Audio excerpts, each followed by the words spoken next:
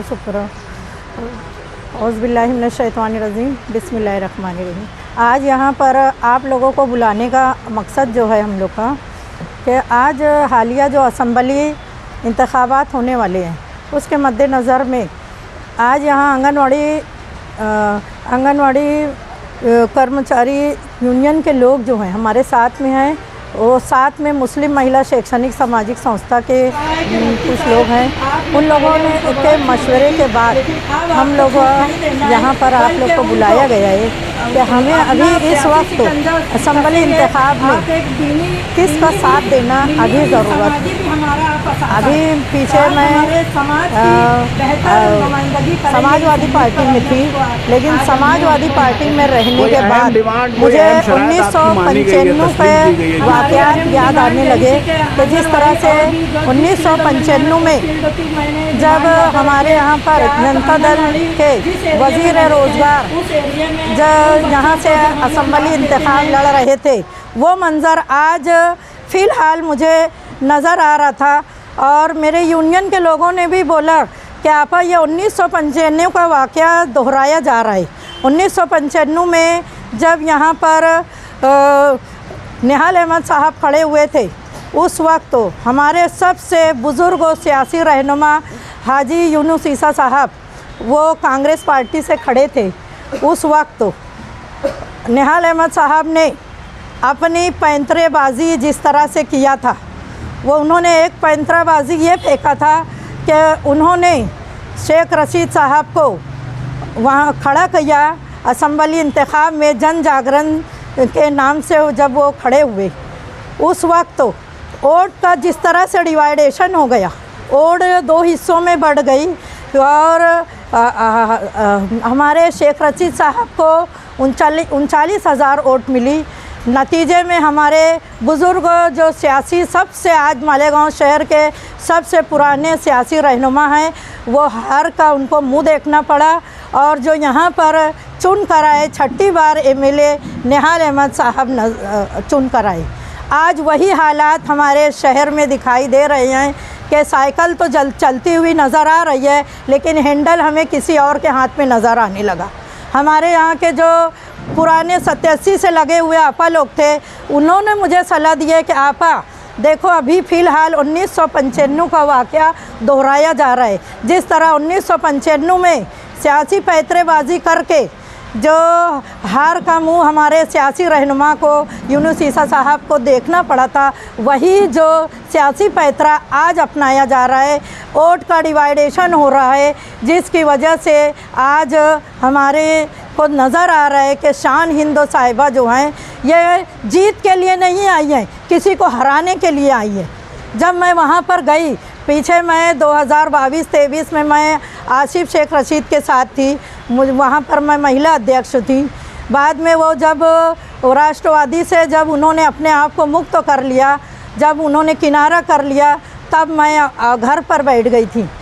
मुस्तकीम dignity, शान Hindu, Abdurrahman, कुछ लोग वो मेरे पास आए, कहने लगे कि शान हिंदो साहिबा असम्बली इंतखाब लड़ना चाहती हैं और आप लोग की मदद से हम लोग उनको चाहते हैं कि आप पूरे यूनियन के लोग जो तुम्हारे आंगनवाड़ी के हैं और मुस्लिम महिला शैक्षणिक सामाजिक संस्था के जितने तुम्हारे साथ के टीचर भी हैं, सबको तुम लेकर साथ में आओ। मैंने उनका लब्बैक कहते हुए उनके साथ शामिल हो गई। लेकिन जब चलते चलते कुछ दिन, 8 दिन 15 दिन पद यात्रा में मैं घूमी उनके साथ में, और घर घर जब जाकर देखा तो मुझे समझ में आया कि यहाँ पर तो बात ही कुछ और है कि हैंडल किसी और के हाथ में नज़र आ रहा है। जो 1995 में जो पैंतरा इस्तेमाल किया गया था, वही पैंतरा आज इस्तेमाल किया जा रहा है। तो आज हम लोग ने ये फ़ैसला किया कि हमको हमारी वोट जो डिवाइड हो रही है, ये वोट डिवाइड होने के बाद या इस गांव में फिर से जिस तरह से नशे से लोग परेशान हैं, आज ये जितने यहाँ बैठे हैं यहाँ पर सब ये सेविका लोग हैं जो घर घर जाने वाले हैं। रोज़ाना हमारी सेविका को एक औरत मत समझिए आप लोग, ये जो सेविका हैं रोज़ाना 1000 घर में वो रोज़ जाती हैं और वो देख रही हैं कि नशे से लोग किस तरह परेशान हैं। अगर किसी के घर में अगर एक बच्चा, एक लड़का नशे का आदी है तो पूरा ख़ानदान उस घर का परेशान रहता है। और पूरे ख़ानदान में भूखमरी की नौबत आती है। आज हमारा अगर वोट का डिवाइडेशन हो गया तो जिस तरह से लोग हम देख रहे हैं कि गुंडागर्दी शबाब पर है, आज जमहूरियत का खून किया जा रहा है। आज खुलकर कोई झंडा और फूल पहनता नहीं है, क्यों, किस लिए कि पता नहीं इलेक्शन के बाद हो सकता है कि हमें मारा जाए, पीटा जाए। जमहूरियत का खून होते दिखाई दे रहा है, इसलिए हम लोगों को ये कदम उठाना पड़ा कि हमको इत्तेहादुल मुस्लिमीन के साथ या मुफ्ती मोहम्मद इस्माइल का साथ देने के लिए हम लोग यहाँ पर आपके सामने जमा हुए हैं। जब साजन मिहाल अहमद साहबा थी 1994-95 में हम लोगों की एक बालवाड़ी थी। बालवाड़ी के टाइम से मैं उनके साथ में काम करती हूँ, लेकिन उनका ऐसा रवैया देखते हुए हमारी कुछ सेविका जो यहाँ आपको दिखाई दे रही हैं, ये लोग उनके साथ जाने के लिए तैयार नहीं है। आज वो लोग कहने लगे कि आपा उनका रवैया बहुत ख़राब है। लेकिन जब अभी मैं शान हिंदो साहिबा के साथ में गई और वहाँ मैं देखा कि शान हिंदो उसी की लड़की है, उसी के जैसे रवैयात उनके हैं, जो हमारी कुछ सेविका को और बहुत सारी हमारी टीचरों को बिल्कुल पसंद नहीं आ रहा है कि वो इस तरह से कि हैंडल किसी के हाथ में दे दिए, साइकिल हमारे पास में रखी हुई है। हम किसी को जीतना नहीं जिताने के लिए नहीं आए हैं, बल्कि हमको किसी को हराना है। जब ये बातें हमारे लोगों ने महसूस किया तो हमने चाहा कि बिल्कुल नहीं, जब अगर वो किसी को हराने के लिए आए हैं तो हम उनके साथ में बिल्कुल नहीं रहेंगे। हम जो जीतने वाले हैं उनके साथ में जाएंगे। साइकिल का हैंडल किसके पास है? साइकिल का हैंडल आप लोग तो भी पत्रकार है, आपको भी दिखाई दे रहा होगा। जिस तरह से 1995 में जब इधर से तीर चलाया गया था, आज जो है उल्टा पैतरा चल रहा है कि आज हमको दिखाई दे रहा है कि शेख आसिफ साहब के हाथ में हमको हैंडल दिखाई दे रहा है। मेरी यूनियन के 130 लोग हैं आंगनवाड़ी के, और मुस्लिम महिला शैक्षणिक सामाजिक संस्था के तकरीबन 42-45 लोग हैं जो हम लोग ये संस्था के तौर पर काम करते हैं। वो लोग हम लोग यहाँ पर उनको हिमायत दे रहे हैं। मेरा सवाल है, हाँ बोलिए। आपने जो रवैये की बात की, हाँ, ये रवैया आपने बहुत पहले से जुड़ी हुई है हाँ, आंगनवाड़ी सेविकाओं के साथ। हाँ, तो रवैया तो आपको पहले से मालूम था, फिर आपने क्यों समाजवादी ज्वाइन की? हमने सोचा था कि शान हिंदो का रवैया उसकी माँ से अलग होगा। माँ जिस तरह से है, क्योंकि आज आप लोग को भी मालूम है कि पूरे शहर में निहाल साहब को अगर किसी ने तबाह और बर्बाद किया है तो वो साजदा मैडम साहिबा थी। इसी तरह से आज हमको उसी के नक्श कदम पर दिख रही है हमारी शान हिंदू। तो उनका हमारी आपा लोग को ये बिल्कुल पसंद नहीं आ रहा है। वो बोल रही हैं कि हमने तो कुछ अलग समझा था, वहाँ करीब जाने के बाद समझ में आया कि ये उससे भी एक कदम आगे है। इससे पहले आप शेख आसिफ के साथ गए थे, क्या शराइत के साथ आपने हिमायत दी? किनको? मजलिस इत्तेहादुल मुस्लिमीन को हमने घर पे जो आंगनवाड़ी के तौर पे हम काम करते तो हम देखते हैं कि बहुत सारे लोग जो नशा करते हैं तो उनके घर की औरतें बहुत परेशान हुआ करती हैं। तो हमने रोज़ी रोज़गार जो घरेलू रोज़गार होगा वो लाकर हम औरतों को दिया जाएगा। जो बेरोज़गारी शहर में बढ़ी हुई है वो बेरोज़गारी दूर की जाएगी। और आंगनवाड़ी की ज़रूरत बहुत सारे एरिए में है, अभी पूरे मालेगांव में और आउटर का लेके 218 आंगनवाड़ी है, तकरीबन 250 आंगनवाड़ी की और ज़रूरत है। मुफ्ती साहब से हमने बात किया था जब वो ठीक थे, तो उन्होंने कहा था कि आंगनवाड़ी और भी हम शहर में लाने की कोशिश करेंगे ताकि महिलाओं को रोज़गार मिल सके। जो कम पढ़ी लिखी औरतें हैं उनको रोज़गार लाने की कोशिश करेंगे। जिस तरह से नशे का कारोबार चालू है इसको आप कंट्रोल करेंगे ताकि औरतें जो हैं परेशान हैं वो आज उनको परेशानी से निजात मिले। इस शर्त हाँ, आमदार मुफ्ती मोहम्मद इस्माइल हैं, लेकिन ये नशे का कारोबार जो दूसरे लोगों के हाथ में है। तो हमने कहा है कि मुफ्ती साहब आपने पहले उनको बहुत छूट दी थी, लेकिन अब आपको छूट नहीं देना है, बल्कि उनको अपना सियासी शिकंजा कसेंगे। आप एक दीनी भी, मिली भी, समाजी भी हमारा आप असासा हैं, तो आप हमारे समाज की बेहतर नुमाइंदगी करेंगे। इस उम्मीद पर हमने उसको आज हमने उनको हिमायत दी है। हमारी अहम डिमांड यही थी कि आंगनवाड़ी और भी जो जिस फील्ड में मैं उस फील्ड की मैंने डिमांड ज़्यादा रखी है कि आप आंगनवाड़ी जिस एरिया में नहीं है उस एरिया में उन बच्चों को जो हम लोग लाभ देते हैं कि उनको जो दाना दिया जाता है, दूसरे आरोग्य केंद्रों की जिस तरह से उन लोगों की वो होती है, वो आरोग्य केंद्रों की भी उनको सहूलत नहीं मिल पाती, इसलिए आप आंगनवाड़ी हर एरिया में लाने की कोशिश करेंगे। उन्होंने कहा कि मैं भरपूर नुमाइंदगी करूंगा कि आंगनवाड़ी हर हिस्से में हो। और जिस तरह से नशे का कारोबार हो रहा है, गुंडागर्दी शबाब पे आज जमहूरियत का खून हो रहा है, जब आज कुछ हिस्से में हम जाकर प्रचार करने वाले बता रहे हैं कि हम उस हिस्से में नहीं जा सकते।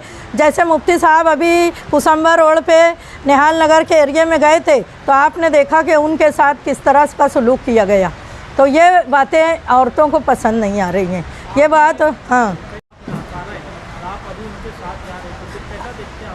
नहीं, हमने कहा था कि वो काम करने के उनके अंदर जो सलाहियत कम है, तो हमने अब उनको कहा है कि आपने आपकी सलाहियतों को बरुए कार लाइए, आपका जो पद है उसको आप देखिए कि किस तरह से आप क्या काम कर सकते हैं, शहर को बेहतर नुमाइंदगी आप दे सकते हैं।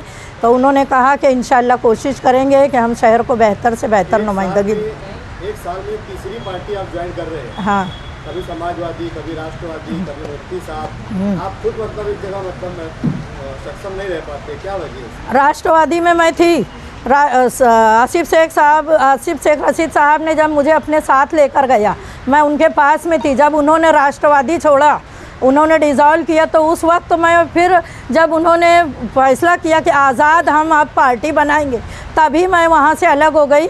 और उनके बाद में उन्होंने भी बुलाया नहीं और मैं भी गई नहीं कि आज़ाद हमारी पार्टी है, आप लोग यहाँ पर आइए। शान हिंदो साहिबा 2 महीना पहले मेरे पास खुद आई और उन्होंने कहा था कि इन चीज़ों पर जो मैं अभी बोल रही हूँ कि आंगनवाड़ी और भी होना चाहिए, नशा मुक्त हो, और ये सब चीज़ों उनको भी मैंने यही शराइत रखी थी। प्लस मैंने कहा था कि महिला अध्यक्ष के तौर पर मैं काम करूँगी, उन्होंने हर बात को तस्लीम किया था। लेकिन जब मैं वहाँ पर गई और वहाँ जाने के बाद देखा कि यहाँ पर आज भी वो 1995 का जो वाक़या मैंने बताई है कि वही वाक़या मुझे आज के हालिया असम्बली इंतखाब में नज़र आया कि हाँ नहीं ना, आप शान हिंदो साहिबा से पूछ सकते हैं कि हमने जब भी पैसों का कोई डिमांड नहीं किया था और यहाँ भी हमने बिला शर्त उनको हिमायत दी है कि आप लोग हमारा सिर्फ काम कीजिए, हम लोग हर सेविका और हर शिक्षिका आपका काम बराबर करेंगे। औरत की वोट, औरत को मैं क्योंकि समाजवादी में थी उस वक्त तो मैंने ऐलान किया था, लेकिन आज मेरा ऐलान ये होगा कि जो लोग अपना हैंडल किसी के हाथ में ना दें, अपनी सियासत खुद चलाएं और सिर्फ समाज के लिए वो काम करें, और इसलिए नहीं कि किसी को हराना है बल्कि इसलिए कि तुमको खुद जीतना है। तो जब हमको नज़र आया कि ये खुद ही जीतना चाहते हैं, इसलिए हम ये यहाँ पर आए। मैडम आप बोल रहे हैं हैंडल किसी और के पास, हाँ हाँ, हैंडल साइकिल इनके पास है, हैंडल किसी और के पास में। तो आप जब 1995 की बात कर रहे हो तो 99 ऐसा भी तो कुछ हो सकता है, शान खुद ही चुप सुन कर आ सकती थी ना। 1999 में ऐसा हुआ कि जब तक बिरादरीवाद खुद खुलकर होने लगी थी, और 1999 में जब हमारे शहर के जो वज़ीर रोज़गार जो थे जनता दल के निहाल साहब ने उनको एक सियासी पैतरेबाजी के तौर पर उनको खड़ा किया था, लेकिन जब उनको 34,000 वोट मिल गई तो उन्होंने सोचा कि मैं बिरादरीवाद करके जीत भी सकता हूँ। उन्होंने खुफिया मीटिंगें लेना शुरू किया और खुफिया मीटिंगें लेने के बाद में नतीजे के तौर पर ये आया कि 1999 में शेख रशीद साहब यहाँ से असम्बली इंतखाब जीत गए। शान हिंदो अभी मेरे को कई मीटिंगों में समझ में आया, साथ में थी, कि हम लोग अगर नहीं जीत सके तो हम बराबर मौलाना को लेकर गिर जाएंगे। तो मुझे ये बात बहुत बुरी लगी कि मैं तो दिलो जान से तुम्हारे साथ आई थी, जिताने के लिए आई थी, और तुमको जिताने के लिए मैं अपनी टीम को आपके पास में लेकर आई थी, लेकिन आज ऐसी बात तुम कर दिए तो मुझे ये बात बहुत नागवार गुजरी। तो आपको मीटिंग में पता चल गया था कि गिराने की लाइन में होंगे, हाँ। वही रोक देना था उनको, बोलना बैठ जाना चाहिए, बोल देना चाहिए था ना। बोली मैं साजदा मैडम जब जिस दिन परवेज़ सिद्दीकी साहब आए थे, मैं उनकी प्रेस कॉन्फ्रेंस में भी थी, मैं अंदर परवेज़ सिद्दीकी साहब और प्रताप उगाड़े बैठे हुए थे। शान हिंद साहब ने जब बाहर इस तरह की दो बातें करी तो मैंने बोला कि देखो ये बात तो तुम्हारी बराबर नहीं लग रही है। तो साजदा मैडम अंदर से चिल्लाने लगे, क्या क्या बात कर रही तू, बिल्कुल ये सब बात बिल्कुल यहाँ मत कर, मली मैडम गलत बात कर रहे। उन्होंने वहाँ पर मेरा सोचे कि अब मेहमान के सामने ये बात हो रही है, तो उन्होंने फ़ौरन कहा, अरे आंगनवाड़ी में तो लगाने वाली मैं है।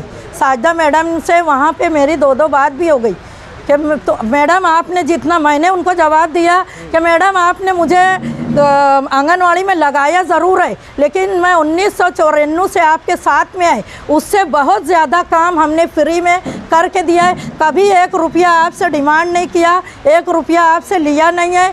आप अगर 1 रुपया दिए होंगे आंगनवाड़ी में लगने के बाद तो आप बोलिए। मैडम बोले बड़ी बड़ी बातें मत करो।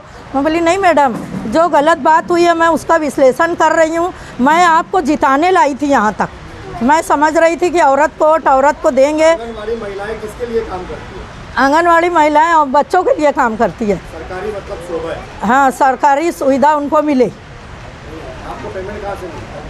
हम लोग का पेमेंट मानधन जो है कुछ हिस्सा सेंट्रल से आता है और कुछ हाँ गवर्नमेंट का आता है, और कुछ हिस्सा है तो हमारे राज्यसभा से आते हैं। आप एक गवर्नमेंट सर्वेंट के तौर पर मतलब आप लोग काम करते हैं? गवर्नमेंट तो नहीं, हमारा मानधन है। मानधन है? हाँ, सरकारी पेमेंट ही आपको मिलता है? नहीं, सरकारी पेमेंट नहीं माना जाएगा, मानधन को मानधन कहा जाता है। सरकारी पेमेंट अगर होती तो हम लोग आज यहाँ पर नहीं आते। आज हम मानधन के तौर पे काम करते हैं, इसलिए यहाँ पर आप लोग सुबह 10 बजे से 2 बजे तक हमारा काम होता है सिर्फ। आपने जो बोले, हाँ आपने पूरी बातें की है। 5 बड़े मसाइल आंगनवाड़ी के जरा बताओ। हाँ बोलो। आंगनवाड़ी के 5 बड़े मसाइल जो है वो बताओ। आपको मसला क्या है? हमार शहर में काम करने के